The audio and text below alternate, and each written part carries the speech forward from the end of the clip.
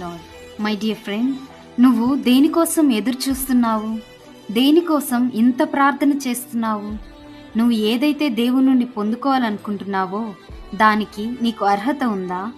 నిలబెట్టుకోవడానికి నీకు సామర్థ్యం ఉందా?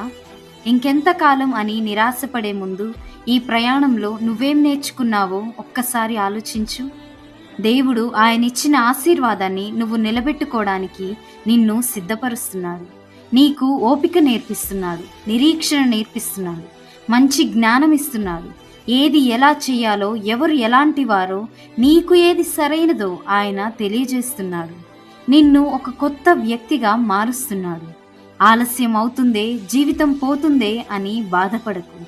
కాలములను సమయములను ఆయన ఆధీనంలో ఉన్నాయి.